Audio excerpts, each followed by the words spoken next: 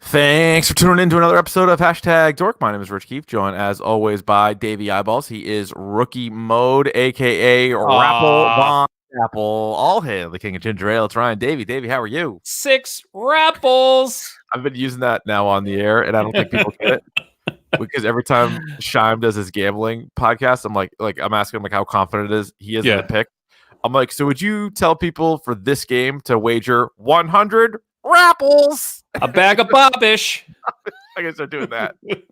Bag of bobbish. Ryan, this is a very daunting episode that we're going to get into. I know as I was stressing out. People are not going to like it. We're going to get letters. I was sweating as I was coming up with my list.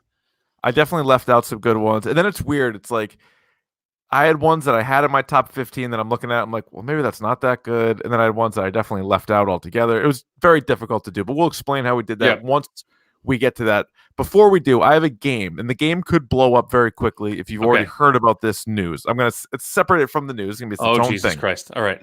Separating from the news. It's its own thing. It's its own thing. Yes. And I want to thank Goo from the Mac and Goo program who put this on my radar. I had not heard about this. There is a you like biopics? People love biopics. Some of them. Well, there's going to be another biopic coming out. Have you heard about this? You know what I don't like is when people call them biopics. That really grinds my gears. Well, it's a biopic. It's a biopic. Yeah. So a biopic, Ryan, these are very popular. And you have there's two guesses here. I don't know if you've already heard this news. I haven't heard. This is I'm not kidding. This is 100% new to me. I have no idea where you're going with this. It's a twofer. Somebody famous is getting the biopic, as you would assume. Oh my God. Okay. But there's also somebody famous who is one of the producers of it. And you have to guess who both of these people are. I will give you a couple of clues. Okay. Including the title. I'm gonna edit out 2 words of the title. Okay. One is the name, and one is one that I think might give it away. So it's a singular name?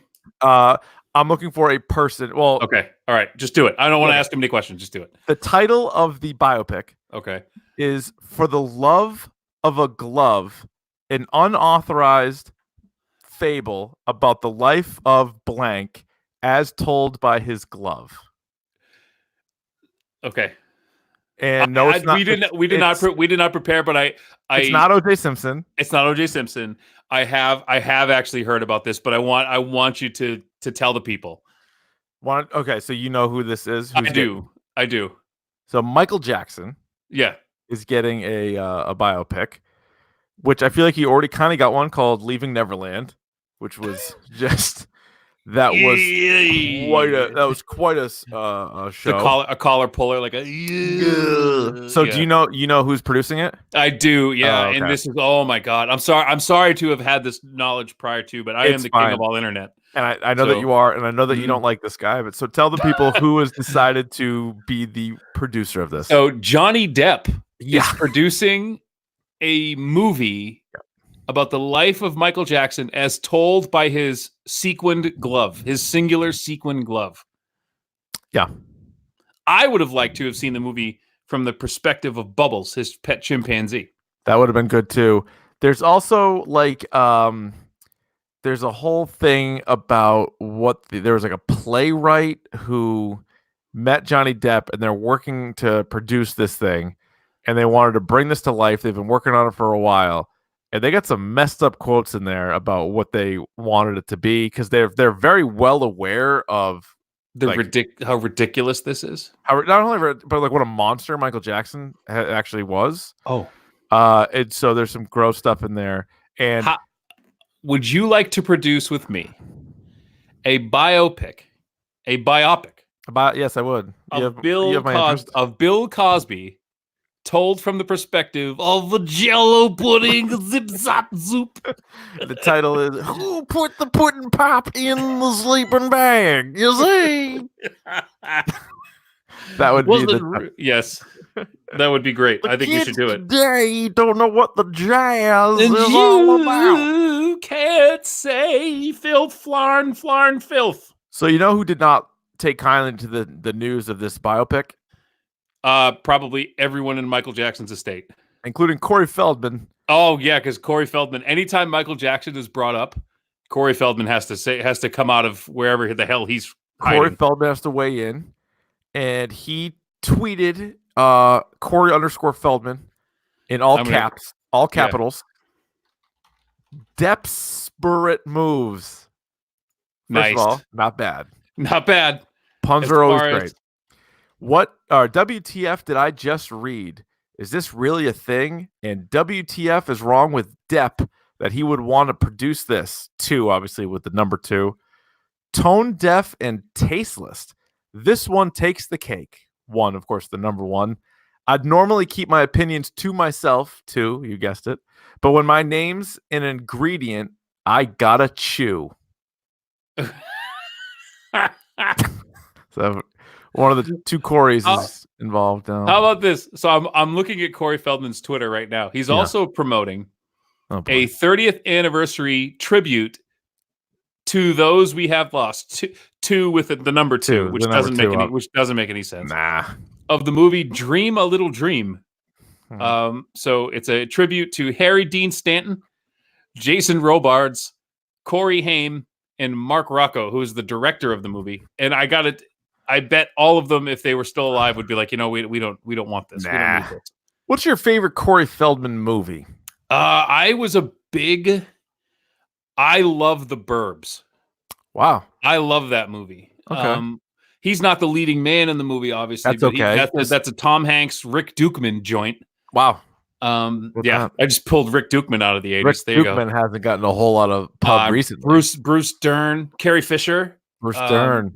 And Corey Feldman plays like this scrappy little next door neighbor there, Ricky. All right. I'll go with Goonies.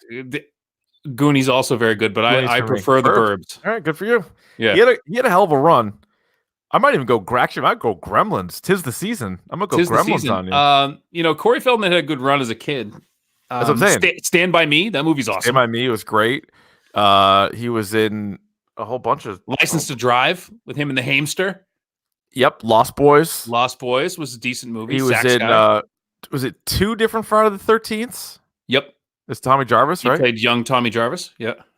The dude had a hell of a run. He had a good run, and then did you ever see the movie?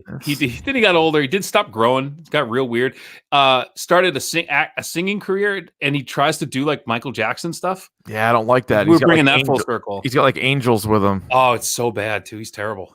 Dude, he was married to Vanessa Marcel for 4 years. Yeah. Damn. Yeah. But that's bonkers. That is bonkers stuff. Anyway, what do you say we get to the rest of real news? Yeah. All right, Ryan, take a look at the box office right now for the first weekend in December. Frozen 2, Electric Boogaloo, number one at the box office. Have you seen that yet with the girls? Have not. We're going to go see that soon, but it's big for us in the movie draft. It's still a thing. That is still a thing. A staggering 738.6 million globally. Oh, in its first week. This making movie killed a ton of money. For sure. And I think it's very well received. So I think that's going to help us out of the basement. So. Yeah. Coming in at number 2 is Knives Out, which I am more excited to see this. This looks good. This is right up your alley. This looks good. And speaking of Rotten Tomatoes, like this is like breaking 90, the meter. 98. Like it's breaking the meter. Crazy. And Ryan Johnson, who I like as a director. I've liked some of his stuff, not all of it, but I will. You liked Looper. You liked Looper. It's fine. You liked Brick. Did I? You did. The Last Jedi was fine. I didn't like it. It was fine. Right, I didn't like it at all. And then Ford v Ferrari is third, which I don't think I have any interest in. I will see that when it comes out. On the on a platform. I will see that. Speaking of movies on a platform, The Irishman is on Netflix, and we just did. You may have missed. If you blink, you might miss it. We just did a whole episode on The Irishman.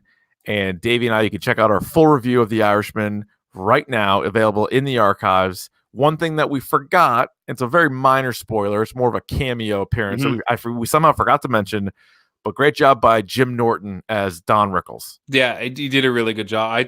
I've soured on Jimmy in terms of his stand-up over the past few years. The shock value is kind of gone. Yeah. His whole like pervert shtick is kind of like to me now. But like, do you like Chip Chipperson? I do. Yeah. My boy Fridge and I, we do Chip Chipperson voices. Yeah. Sure. to each other all the time. And That's cute. Uncle Paul. Yeah. It's pretty good. What's with all the Earl? He does like a whole. Oh, Like, Uncle Paul. Uncle yeah. Paul was my favorite of the voices he does. I remember listening to him getting in like a huge argument with with Opie from Opie and Anthony. Who apparently is a real dick, huh? That's He what it sided seemed with like. Anthony. He sided with Anthony with the whole thing. Norton did, right? 100%. He ended up siding with Anthony. But Opie, I think there was a specific one of their huge arguments they got into. Like they're all on YouTube if you want to ever look them up. You can go down a wormhole, and I think he was talking about Uncle Paul, and Opie's like, I'm sorry, I don't think he's that funny. Like, because like Jim's like, I'm doing Uncle Paul. Like you're not even responding. You're not giving me anything. He's like, sorry, Jim. Like I don't think Uncle Paul's that funny. It's like Jesus Christ. And he's like, ha, ha, ha, ha. Yeah. Why you gotta be such a tattletale? I think he's good. I think he's good. I think him and Sam Roberts are good together too. Yeah, very good. Very good. Funny. Ryan, the great TV of 2019 continues to roll. Oh, did you watch Watchmen from Yes, I did. Oh my God, how good was it? I'm not going to get into it at all. Oh, it was incredible. Save it. That is a standalone of all standalone episodes. So we are 7 episodes into the Watchmen. If you're all caught up, with only 2 more to go, and it has been awesome. Oh, it's awesome. Awesome. I hope it ends well. I think it was Wes from the Boxers podcast that mentioned the Watchmen podcast with Damon Lindelof and the guy who does Chernobyl, I think was the guy who's like the lead host of it. And they do them in 3-episode chunks. So I've started listening to that. It's pretty cool. So the first 3 episodes, they do like an hour talking about all 3 of them. Obviously, all spoilers. And then they do 4 through 6, which I'm starting to listen to. And then I'm sure as soon as the final episode comes out, they'll put that out there too. And I love how, like, you know, there's these moments where like you see the pieces starting to kind of come together in a show.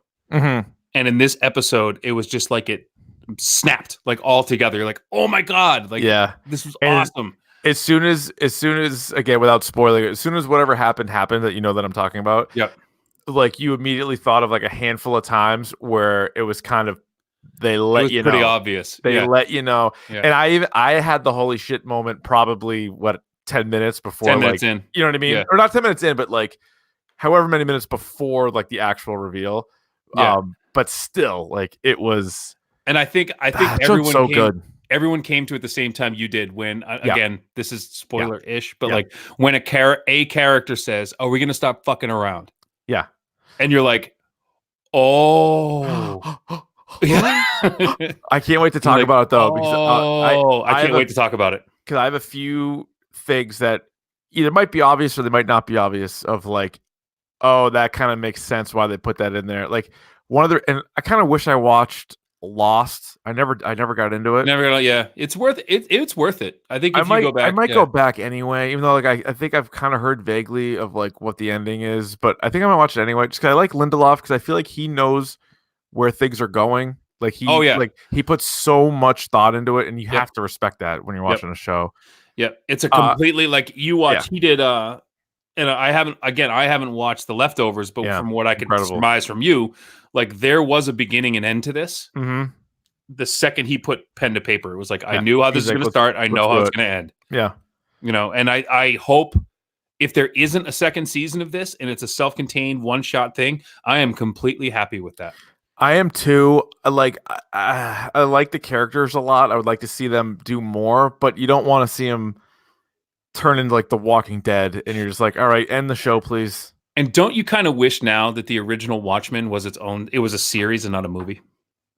Yeah, and it would have been so much better. I know people hate on Zack Snyder, but I didn't think the movie was bad. No, but think of like, and remember when we talk about it all the time, and I think we said that's the best you could do with that source material in like a 3-hour window. Like that's the best you could do. But what if you had 9 hours? Yeah, like then you have.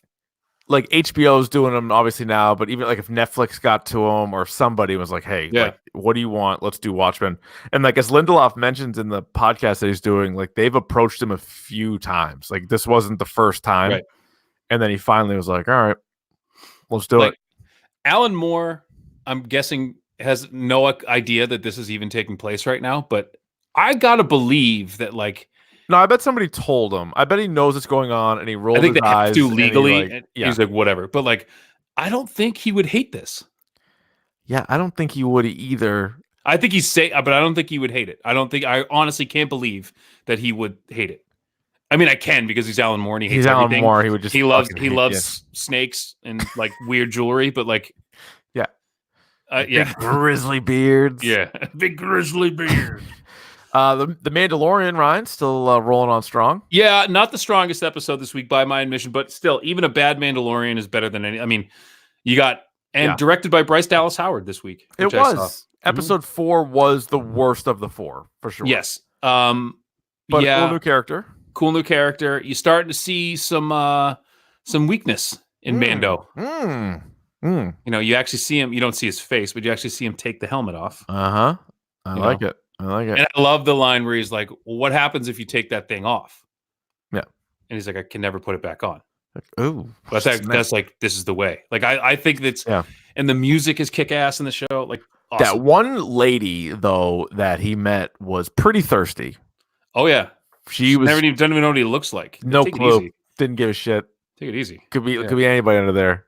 I love that Gina Carano too. I think so. Ryan, I did not see Rick and Morty yet. I'll probably watch it. There was no new episode this week. Oh, it wasn't. Oh, that's right, because of the Thanksgiving break, I guess. That's right. Yeah. Okay. All right. So back this Sunday, we'll have a new Rick and Morty. Silicon Valley had a glimpse of something nice, and did it? And then did it again. Shit it away. Only one more episode of that show, and my wife was like, "Why are you still?" I'm like, mercifully, I'm like ringing the remote, like you can hear it, like it's making like that, like I'm almost breaking it. She's like, "Why are you still watching the show?" And I'm like, I was like, she watched Pretty Little Liars like all the way through, and like the last 2 seasons, all she did was complain about it. And I was like, "Well, why are you still even watching it?" She's like, "I have to see it through. Like I have to finish it." And like that's where I am with Silicon Valley. Like I have to just finish. You gotta see it through. I hear you. All right, Ryan, that's the news I got. Let's get to your news. What do you got? Well, this is going to be quick because there's a lot to talk about. Yes, we have a big topic to shore. The one thing I haven't brought up yet, but there's a game, The Outer Worlds. Have you heard of this game? Are you familiar with this? Have you heard about it does ring a bell. It's getting all these rave reviews. I played a little bit of it. It's like a Fallout but in space. Okay. And it's produced by the guy who played Hero in Heroes.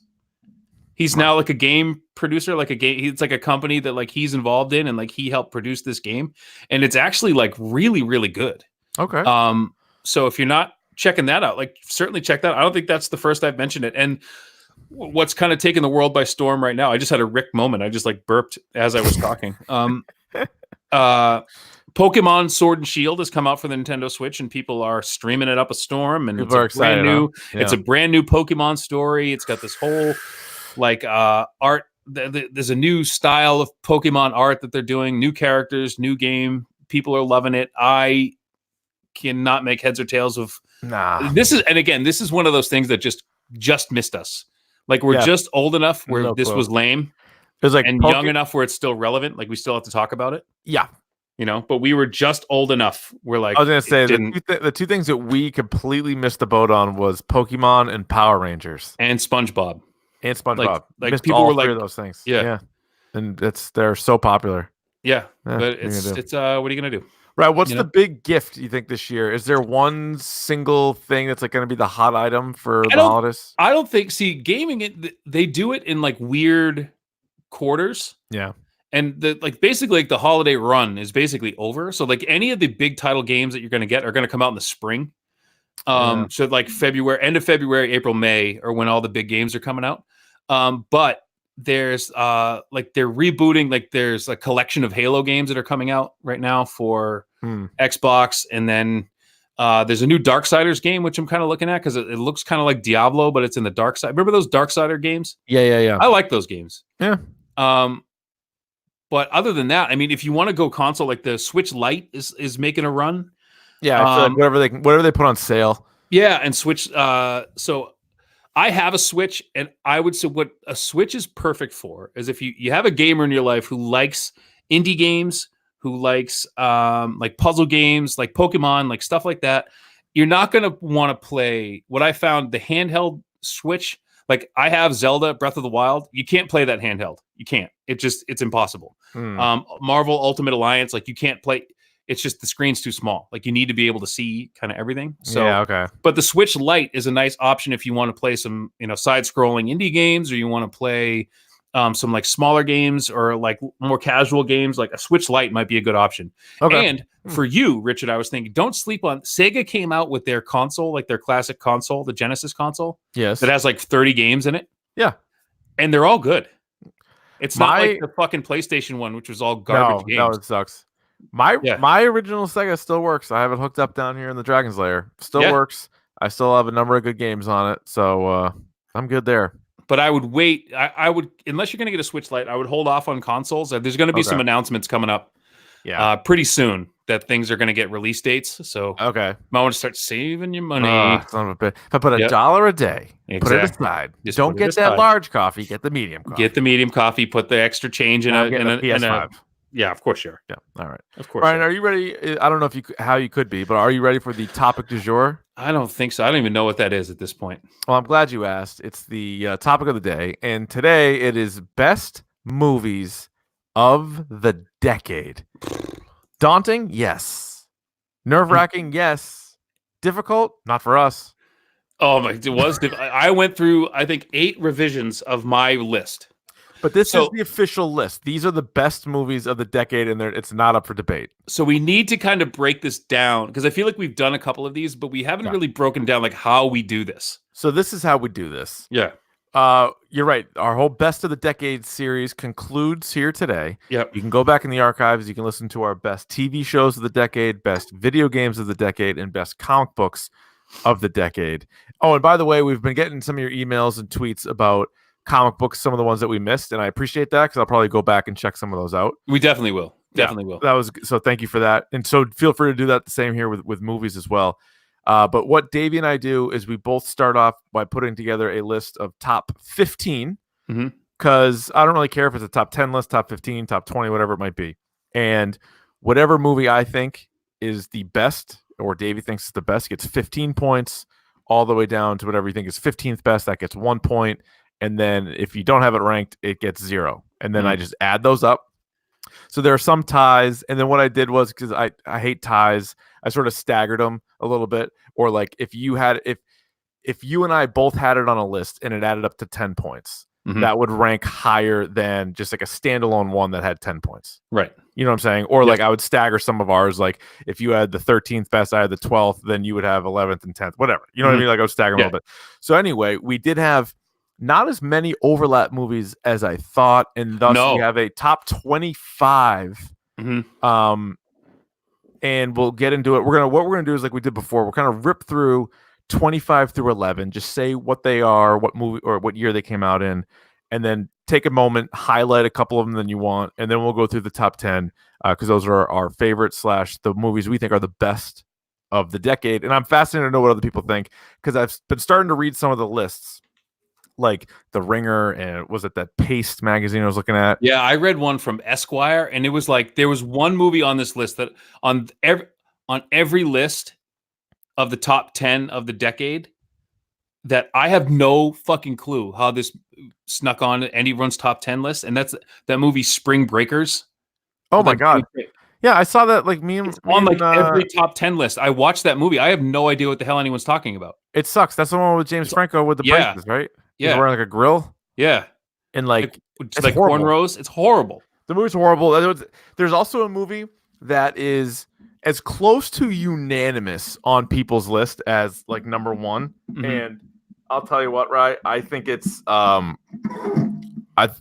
didn't make either one of our lists. Do you want to guess what it is? Moonlight? No. Social Network. Oh yeah, I didn't care for that. It's on like everybody's list. The best. And now I think it's. What are you doing over there? I'm having a real issue with my mic stand. I can tell. I think the whole audience could tell. I think at the time, real issue. I think if the Social Network came out now, it would actually be even better because of how much of a scumbag Mark Zuckerberg has turned out to be. Yeah, we've learned a lot he more was a about dickhead anyway, but like you've learned a lot more now. That movie's more relevant now than it was back then. That's a good point. They should Social Network 2, Electric Boogaloo would probably make a lot of noise. All right, Ryan, let's do Ready 25 through 11? Yeah, let's just rip through these first. So you want to like ping pong it? Yeah. All right. So 25, I had one of my first Taylor Sheridan movies on here. The first movie one of the first movies he directed was Wind River with Jeremy Renner and Elizabeth Olsen. This movie's awesome. It was on Netflix. It's not anymore. Definitely check that out. Not the only Taylor Sheridan movie on this list, but an incredible movie. This movie, I think, breaks the record for how quickly my wife has bailed on a movie. Now, we all have wives or girlfriends or boyfriends or husbands or whatever it might be, significant others, that if you're the movie person and they're a little bit less of the movie person and they're like, hey, let's watch a movie, and you flip around, you're like, hey, let's start watching this one. And we're like a minute in, there's like that wolf is running around or whatever. And she's like, yeah, I don't think I'm going to make it. I'm like, make it? I'm like, we haven't even seen a person. There's no dialogue yet. And so she bailed. Number 24 is Straight Outta Compton from 2015. I really enjoyed this list. This was on the bottom of my top 15. I like the story, and I understand that Dr. Dre and Ice Cube had their hands in this, so maybe they didn't tell the whole story about Dr. Dre and some of the little Bohemian Rhapsody. A little bit of that, kind of glossed over some stuff, yeah. But better, way more entertaining than Bohemian Rhapsody. So give me Straight Outta Compton at 24. At number 23, Richard, let me ask you a series of questions. 1, do you like Christopher Guest movies? Yes, I do. 2, do you like vampires? Of course I do. 3, do you like Taika Waititi? Yes, I do. Then What We Do in the Shadows from 2014 is absolutely for you. It's a mockumentary done by Taika Waititi about vampires who live in a house together. Fucking hilarious. It's great. Jermaine Clement is in it. It's an unbelievably funny movie. Definitely check that movie out. I've not seen the TV show. I have seen the movie. The movie it's good. Is great. The TV show is good. They're filming season 2 right now. Number 22 on our list is Deadpool. Right where it should be. A solid movie. On the list, not super high. Very good. The sequel is good as well, but the first one was even better, and it was just Ryan Reynolds allowing to beat Ryan Reynolds. We've always wanted to see like a hard R comic book movie, and you got it with Deadpool. Yep, there it is. That's the best it is. Number 21, heavy movie. Not our a lot of Joaquin Phoenix on this list, but this one, You Were Never Really Here, 2017. Probably one of the best movies I saw. And one of the best acting performances I saw of the year. You Were Never Really Here. Just again, really heavy movie. But he's incredible, man, and really set the table for number 20. Yeah, you take that one because you liked it more than I did. I did really like that one. Yeah. What you can say what it is? Joker. I'm surprised you ranked it as highly as you did. I think it was just so different, and I'm glad. If it was going to have a Joker origin story, that's the best way you're going to do it. Where it's kind of like ambiguous. It's kind of, and just what a fucking powerhouse that dude is as an actor. He was incredible. Is he the best actor in the world right now? That Daniel Day-Lewis is barely making movies anymore. Is Joaquin Phoenix the best actor in the world? The only one I would say is definitely better, and now he's not in as much stuff anymore, but I am a huge Gary Oldman fan. Yeah. I think Gary Oldman is on that level, but I think Joaquin Phoenix is there. I think right. Oldman's range, is better. He could, dude. He could play anybody. Like how good he is, but like just as skill as an actor, Joaquin Phoenix. For my money, there's no one better. Really good. Yep. Number 19 on the list is Warrior from 2011 with Tom Hardy, MMA movie, which you going into it thought, all right, maybe this will be like a stupid sports movie or whatever. It was incredible. Like it was so much better than I thought it was going to be. Hardy was awesome. Hardy was great, and it was like believable, and like to do a movie like that, you're like, like with brothers, and then they're getting in the octagon and like the whole thing, but like the build up to it, and that to me was, I know Hardy had been in stuff before that, but that's when you're like, man, this guy's not just like a big dude, like he's a really good actor, and he's put him up on the list. Actually, he's a beast in this movie. In that movie, that's right. Yeah. Number 18 was high on my list. Was 10 Cloverfield Lane. We talked about it more. I had 11 Cloverfield Lane across the street. Yeah, you like that one a lot. I know. I like that one a lot better. Yeah. Better lawn, but this one, we talked a lot about it in our best horror movies of the decade. It made it onto that. But so I got that at number 18. Speaking of best horror movies of the decade, I had at 17. Well, coming in at 17 on our list, but 2017's Get Out. Not really. I wouldn't really call this a horror movie. Yeah, I Um, know. It gets that it's more of a genre. psychological thriller Yeah. ish, but it's got horror elements to it. Hmm. But an incredible script, incredibly acted, incredibly shot, awesome movie. There's no bad movies on this list, obviously, so I'm not No. going to say a bad word about it. No. Yeah, definitely my favorite horror movie of the decade. Yeah. Get Out. Number 16, Captain America Civil War, Mhm. 2016. And you get the debut of Spider-Man in the MCU. You get the debut of Black Panther in the MCU. You do a great thing where you're pitting Iron Man versus Captain America, and it really pushed the story forward, and it had such a ripple effect the rest of the Mhm. phase three of Marvel. And just to get all those guys having to pick a side, the airport scene is one of my favorite scenes in the history of the MCU. So Captain America Civil War. That one too. Again, it really should be like Avengers 2.5.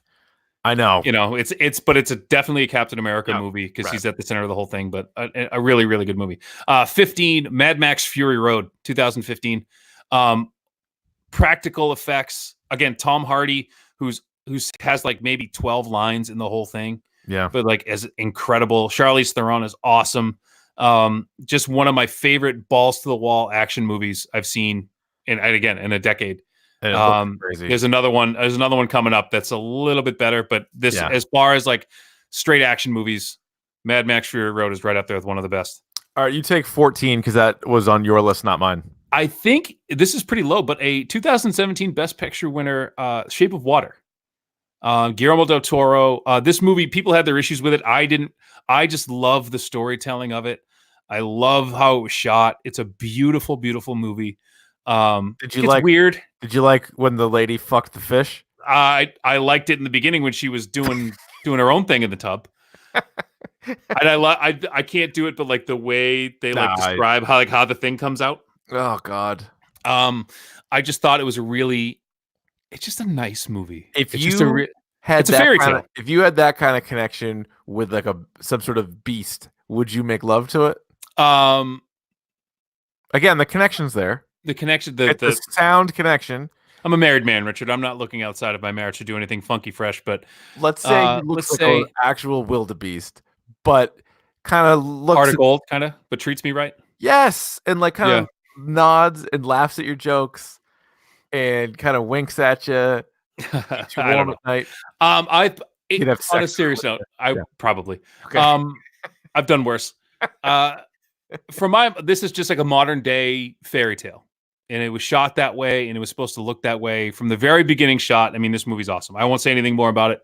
It was Take cool it away, hearing, Richard. Guillermo del Toro hearing his like acceptance speeches and talking about how he just was a kid who loved monster movies and wanted to make monster movies, and like that was inspiration. Is like pretty cool.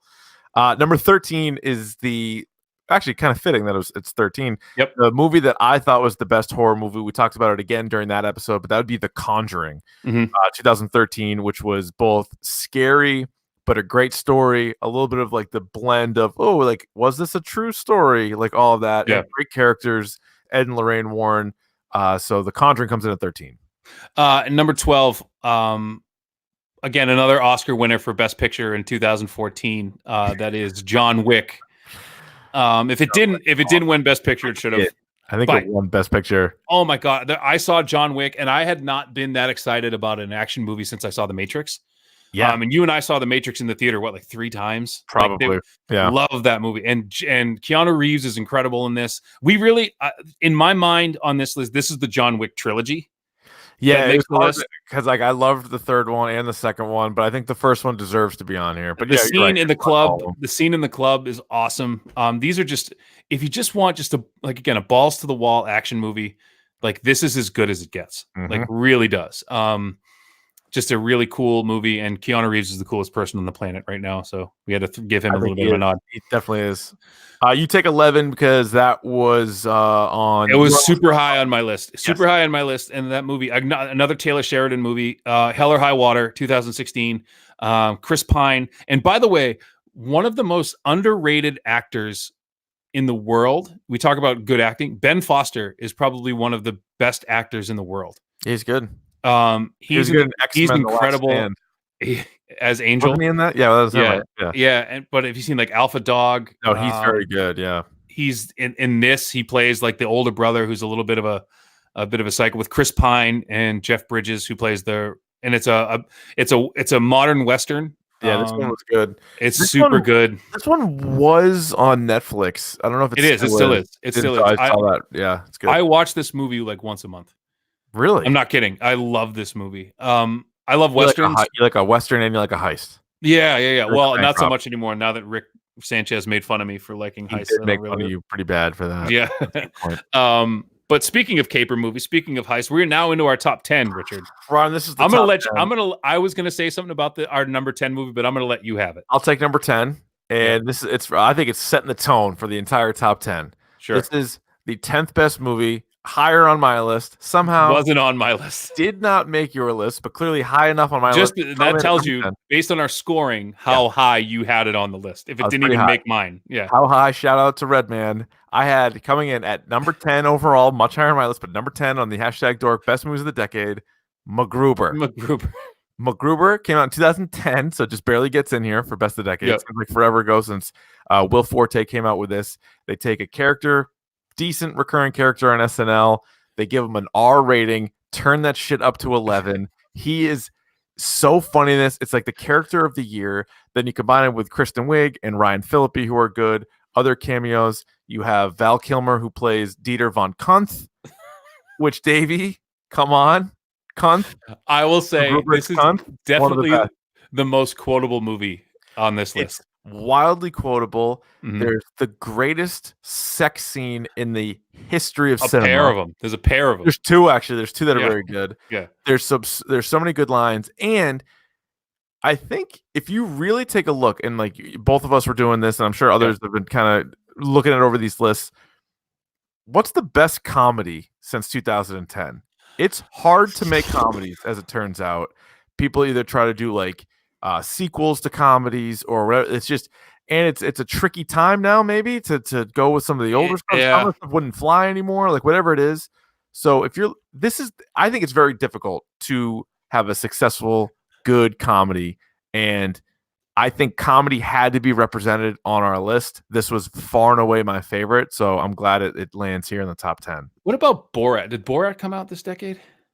Ooh, Borat probably. Maybe, you know what? Maybe should have been. I don't think it did. It definitely would have been on my list. I was looking at all these movies. It definitely would have been on my list if it was there. Oh, no. That was 06.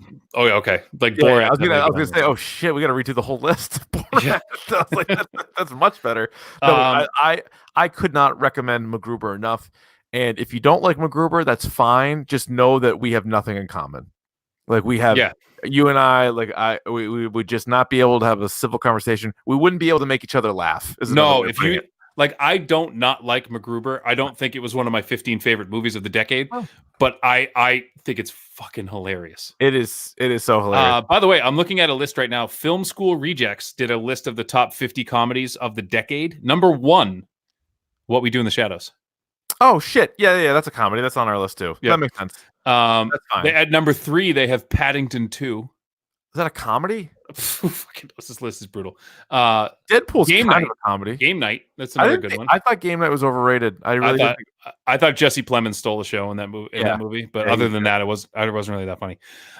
Speaking of hilarious movies, at number 9, 2014's Ex Machina. This made both of our lists. Yeah, Donald Gleason, which is how you say that name, but I Googled it. It's spelled Domnhall, like Domhnall, but it's pronounced Donal. Donal? Donal. That's how you pronounce his name. So him and Oscar Isaac, who they play parts in Star Wars movies. Yes. It's one of them, probably my second favorite sci-fi movie on this list. Yeah. Basically, Donald Gleason goes to Oscar Isaac's house. He tells him he's created an AI and they're doing the Turing test. And Alicia Vikander plays Ava, the AI robot woman. She's a robot. And there's something happens. I won't tell you if you haven't seen this movie, but definitely my second favorite sci-fi movie on this list. Killer movie. Absolutely killer movie. Again, it came out in 2015. I was on Netflix. I was late to the game. That's where I saw it was on Netflix. Enough people had recommended it to me. It slipped through the cracks. I remember when it like I saw the preview for it, and then I remember I was confused because there's a comic book called Ex Machina, which is not this at all. Not this, yeah. And so I was a little bit confused. That can happen to me, from time to time. And then enough people were like, "You got to see this movie. You got to check this movie out." And I finally saw it on at home on Netflix. I was like, "Holy shit!" I was blown away. Like it was also one where I didn't know a lot about it, which helps. Like it helps. It wasn't really built up. People just said it's good. I'm like, okay. And then I was. Isn't that feeling's almost rare now because we know so much about movies going into movies, I feel like. Yep. And whether you've seen 20 trailers or you've just talked about it and thought about it, or like there's been like spoilers released or whatever. And even a movie that you like, you're like, yeah, I kind of expected I was gonna like it. Whereas like Ex Machina, I was floored. Like I was awesome movie. Yeah, it's definitely, like I said, my second favorite sci-fi movie on the list. You take number 8. That was number 8. Your list, not mine. Yeah. So number 8, super high on my list, and I had to put an Edgar Wright movie in here, and I was going back and forth between Scott Pilgrim, which I love Scott Pilgrim, that came out in like 2012 or 2011, but I decided to go with Baby Driver, because of Kevin Spacey. But honestly, from the very opening scene of this movie, this might be the best opening scene of a movie this decade. I was gonna say since Scream. Oh, but that was not this decade. No, I know, but that's how long. The whole John Spencer Blues Explosion, bell bottoms when they're doing the car chase, and I love Edgar Wright as a director because everything's intentional. Like to choreograph a car chase to a song, crazy and it was incredible. Like to watch, and it happens several times throughout the movie. And as somebody in my own personal life, like I do everything to music. Yeah, like I always have headphones on, and it might be detrimental to my hearing. Like it's probably not great. It's not great, but I have, I just looking around, I have these, but I also have like 8 pairs of headphones. I love headphones. To a million. Yeah. Full boogie.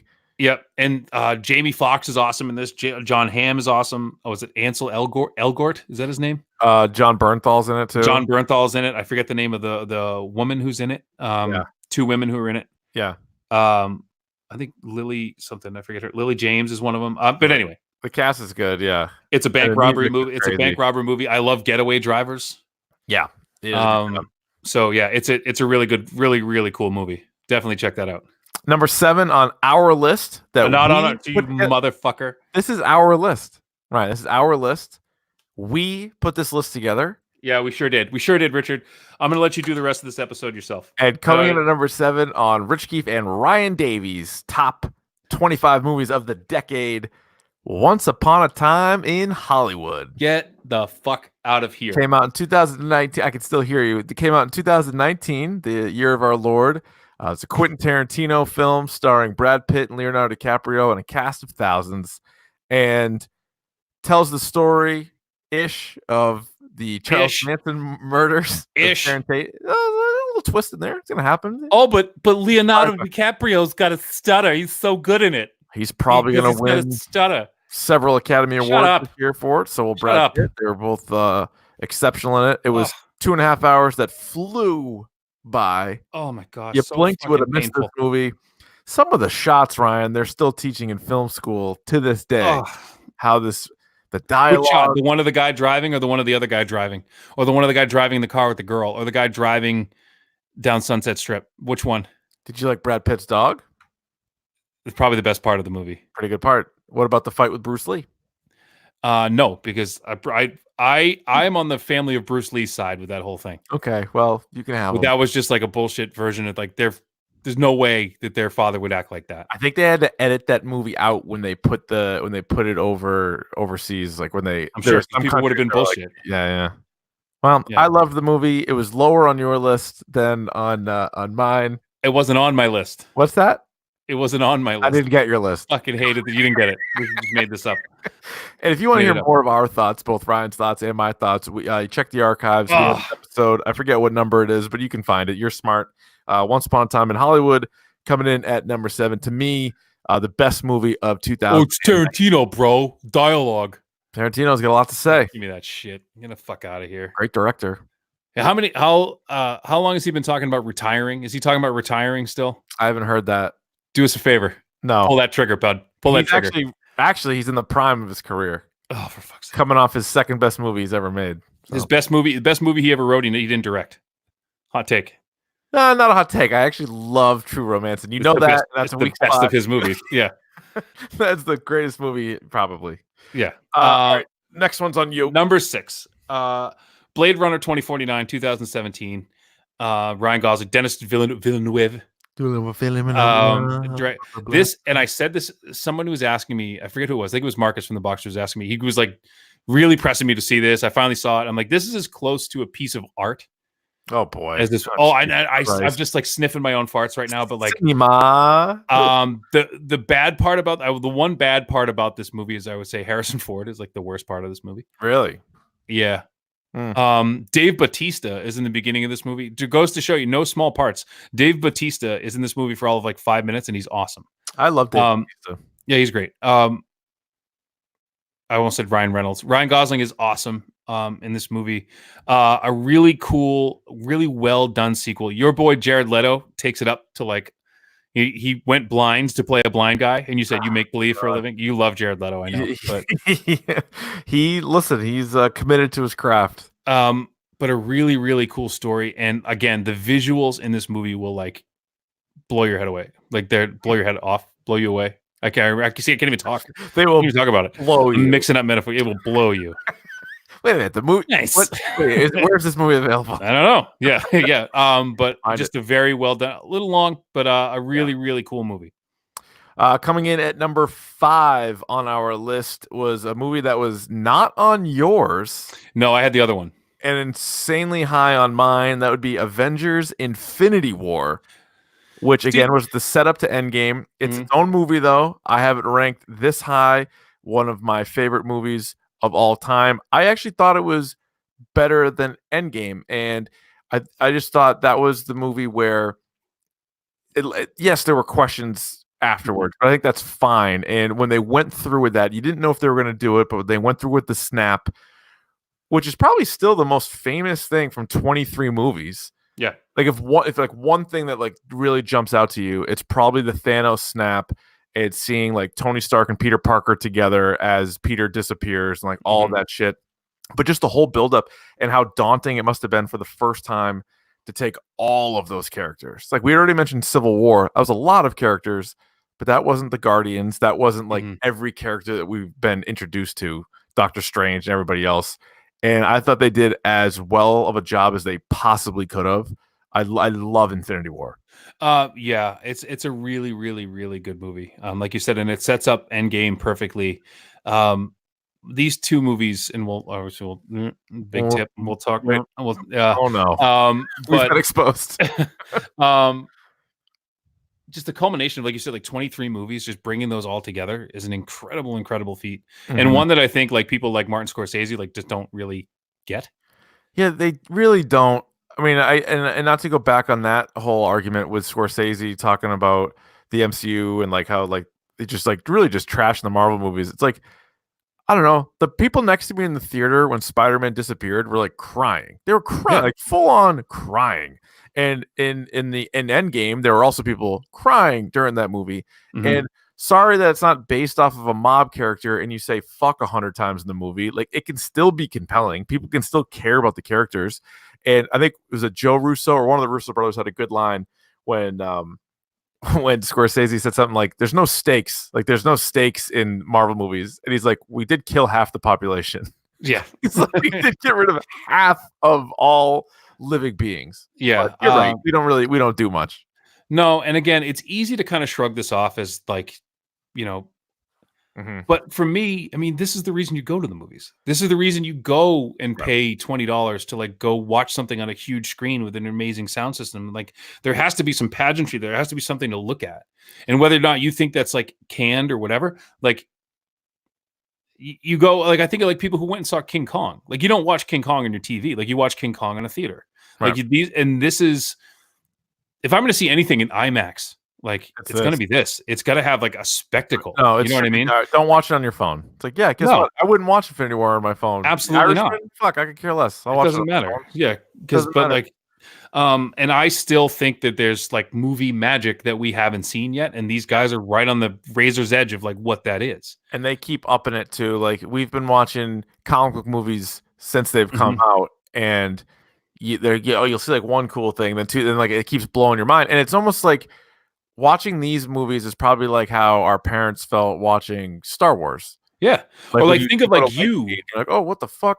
As a kid, like one of your favorite movies, we'll call it a good callback here is Who Framed Roger Rabbit. Like this, when like 6-year-old you saw a human being interacting with a cartoon, and it looked like and perfect, it looked like Jesus. How did they do that? Yeah, you know, and like just like we take it for granted now, but like all the. Wait, did you say take it for granted?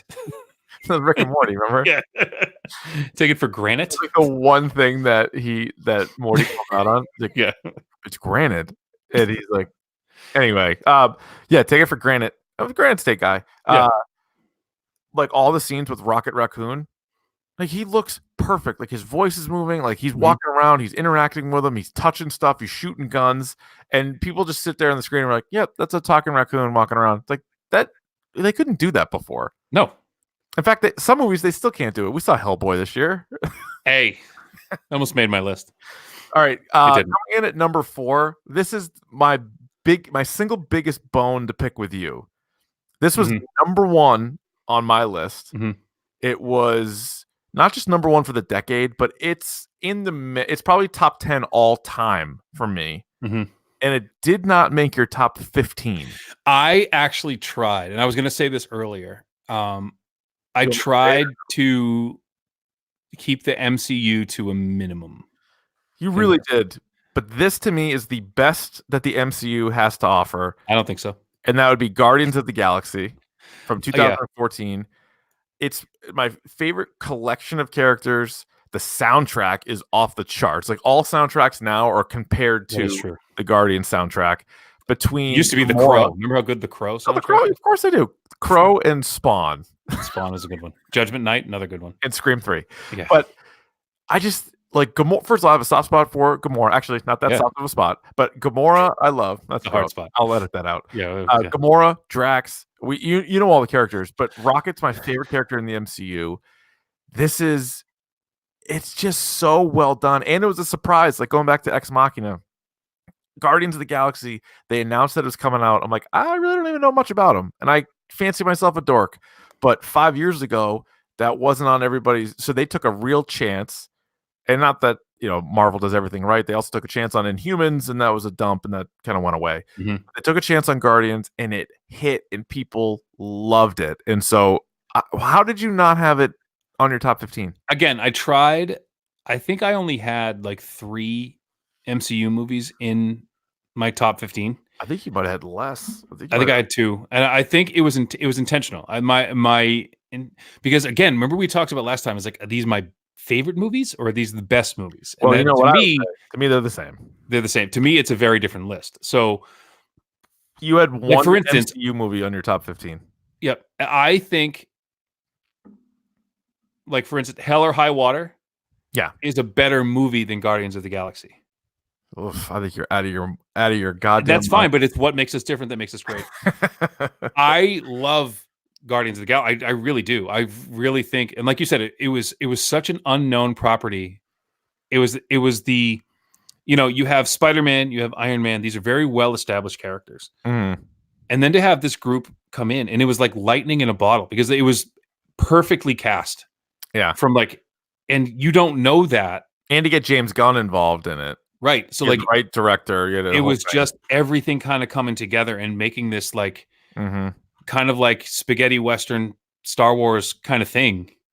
Yeah, they absolutely crushed it. And it's one of the most rewatchable to me on this list.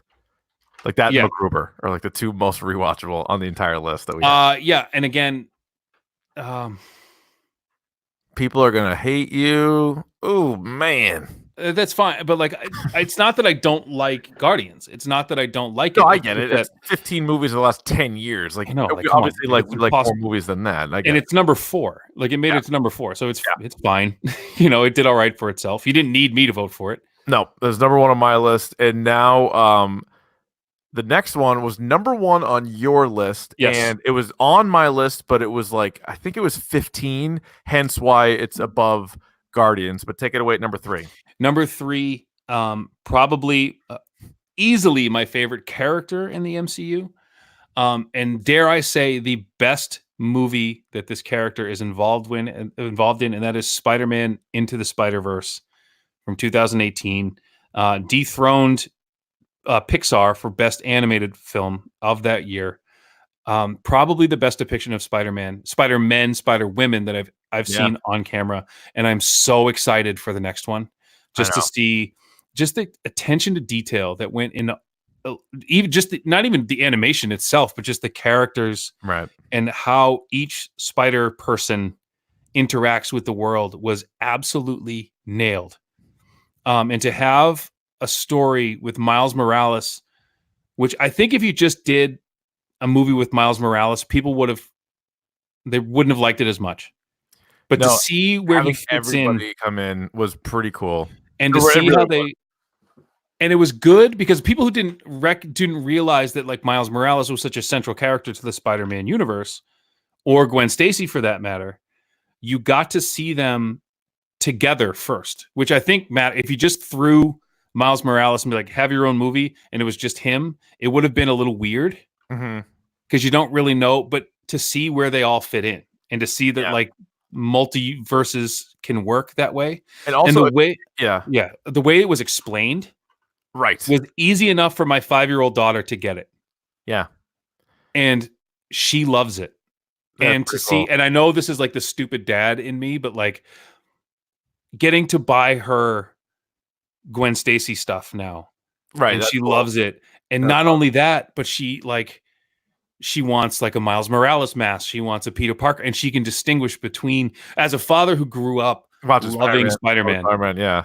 like that meant so much to me. And so like the sentimental, like I Oh, guess the yeah. representation of that movie. And if that's just my family, I can't even imagine. Like Oh, yeah. there's a Spider-Man that looks like me. I mean, for Christ's sake, I'm 38 years old and fat. There's a Spider-Man that looks like me. Like I could be, I could still be, So it was really cool, and just an awesome experience to get to do that. Not only for me, but to do it with my kids too was awesome. So I could hear you, bravo. and I also think that if you were gonna do an animated Spider-Man movie, it was almost the perfect one to Mhm. tell because that would have been damn near impossible to do live action. Like, I Oh know yeah, they can do a lot of stuff now, they can do a lot of cool things, but, like, that just would have been so difficult. I mean, I guess, they could probably find a way to pull it off, but you don't have to. You don't have to worry about it. You could do it you in don't have to worry animation. about it. And it looks, I didn't even mind. Like it has that Yeah, comic book feel to it, which yeah, I don't even mind that it's animated. I forgot. The best animated movies are the ones you forget they're animated. yeah, that's true. You know, Coming in at number 2, continuing here with the, Marvel characters, that would be Avengers Endgame, which came Mhm. out this year. This is my third favorite MCU movie. This was the only MCU movie you had, so combining our points, it comes in at number 2. I do give it extra points because it wrapped up an entire 23 movie Mhm. saga, or I guess at that point 22 movies, right? But a whole 22 movie run. Uh, it just sort of picking up the pieces from Infinity War, very difficult to do. How do you allow every character to sort of shine at some point? How are you able Mhm. to tell that story? And they did it. There was really the only thing you can compare to is like the recent Star Wars movies where there's like how much pressure there is on them to live up to it and for them to finish off the story. And uh Endgame did it. And I don't think it's the perfect movie, but they no, they they absolutely did it. but think of like Star Wars at times failed Yeah. miserably, and yet everyone is still waiting to see how this ends. And Mhm. they fucked up 3 or 4 times. Right. Like I don't think the Avengers, like Ultron was a little bit of a slip, but it wasn't bad. That might be the last one too. And Everything probably If everything post Ultron probably is good to great. and if the rest of Phase 4, if they keep making these movies into eternity, it doesn't matter because they got this right. Yeah, they did And this. it's the rise, fall, and redemption of Tony Stark. Mm-hmm. And I think what a perfect way for him. Jesus Christ! If this is a spoiler to you, like you're a dick. But like, what a way for him to end his run Mm-hmm. as Tony Stark. What a way for Chris Evans to end his run as Captain America. And it was just, you talk about putting a bow on things and just tying it up. Like everything is either ready to move forward or Yeah. put to bed nicely. Yeah. You know, Yeah. I don't know how good Black Widow is going to be. I don't know how good the next Doctor Strange is going to be, or the next Spider-Man for that matter. But I do know that they got this right, and Yeah, that matters. No, absolutely. You know, All right, so before we get to number one, just quickly going through these top 25. 25 was Wind River. 24, Straight Outta Compton. 23, What We Do in the Shadows. 22, Deadpool. 21, You Were Never Really Here. 20, Joker. 19, Warrior. 18, 10 Cloverfield Lane. 17, Get Out. 16, Captain America Civil War. 15, Mad Max Fury Road. 14, The Shape of Water. 13, The Conjuring. 12, John Wick. 11, Hell or High Water. Number 10, MacGruber. 9, Ex Machina. 8, Baby Driver. 7, Once Upon a Time in Hollywood. 6, Blade Runner 2049. 5, Avengers Infinity War. 4, Guardians of the Galaxy. 3, Spider-Man Into the Spider-Verse. 2, Avengers Endgame. And Davey coming in at number 1. Logan, 2017. Logan. Fucking Logan. awesome. Fucking Logan. Awesome. Best kind of action / fight scene in the history of Marvel or DC or comic book movies, when X-23 is just cutting dudes out. It starts with her rolling the head out, which is like, oh my god. I mean, you had the fight scene in the beginning where he's like, it's good to see, and this is going to sound horrible, but it's ever so honest. Yes, it's nice to see Wolverine kill people. It is, because Jesus Christ, like, thank you. Like how, like, so okay, he's got these huge claws, just hurts somebody. Like, so many movies where he's just tippy-toeing around it, and you finally got that, and it was violent, it was aggressive, but that's what Wolverine is. And it was Mortal Kombat-esque. Oh, X-23 was such a great new character. I think I mentioned this when we did our Logan review, and I probably mentioned it after that. But this is one of the few movies where this isn't like hyperbole. This is literally what happened as I'm watching the movie. That scene with him and X-23 just killing people. I like leaned forward and was smiling. I was in the theater, like probably like a lunatic. Like if somebody looked over at me, they'd be like, "What is this guy? Like, what is he doing right now?" What is he doing? I had a big smile on my face, and I was just like, "This is everything I've ever wanted with Wolverine on screen." And Hugh Jackman's been doing it for 20 years. He's in like 20 movies, and definitely there's been some highs. There's been some real lows. But Logan was the best. And taking some of the Old Man Logan comic, which is a great comic we both love, not all of it, clearly. Like they don't have Hulk. Not all of it. They don't have the Banner family. They don't have the Banner family. They don't have Hawkeye. But like they use Professor X really well. They sort of tell you about what had happened in their past without just like dumping it all on you. Like you sort of have to like put the pieces together yourself. It's just it's as perfect a movie as that there is. And again, it's an old style movie. And again, what was super cool is if you got to see the special edition, you actually got to see Logan Noir. You get to see it in black and white. It's actually like, it's cool. That's cool. It's cool seeing it in black and white. And like you said, just a great movie anchored by, like I said, I remember when you and I were discussing in our dorm room in high school that this guy Hugh Jackman was cast as Wolverine. I was like, in the early days, like, who the hell is Hugh Jackman? Yeah. And I remember someone was like, "Oh, who was the guy they wanted for it? Another British actor who was originally cast. And he's like a nobody now. I'm gonna originally cast as Bruce Valanche. No, it was Bruce Valanche actually. It was like Del Rey, something like that. Dildo Baggins? No, Doug Ray Scott. Doug Ray Scott, he was in Mission. He was the bad guy in Mission Impossible 2. and he was Yeah. supposed to be cast as Wolverine. And I'm What? like, what the fuck between these two? Oh, and like, oh, well, they were gonna cast Doug Ray Scott, and I was like, why? Like, why these two guys? Like, I could pick, shit, Doug Ray Scott. Doug Ray Scott, but like, No. I'm so glad that I got to watch, like you said, like all these movies with Hugh Jackman as Wolverine. I thought just a cool way to end it. Oh my god! In the last scene when she takes the thing and takes the cross and makes it an X. Awesome. That was just the perfect. And Yeah, you say what really you want about the plot holes, but like, how does a girl know the monologue in Shane? She Yeah. saw it one time and she doesn't even speak English, Yes. right? Well, could be Professor X in there. Well, the other thing too, like how cool that was. Like, what if Professor X had dementia? What if he was like 100 years old and like how dangerous that would be? Here's who were considered for the role of ready for this? I have a whole bunch of names here. Actually, it's funny. Before I said Bruce Valanche, I was gonna say Bob Hoskins when you said the British actor. Yeah. He actually was one of the guys considered. No, didn't he die? He's dead though, isn't he? Well, not in 2000. Yeah. He died in Bob Hoskins. 14. Bob Hoskins is the right size. If he could bulk up, like he would be the right size. So the first choice, Bryan Singer's first choice to play Wolverine was Russell Crowe.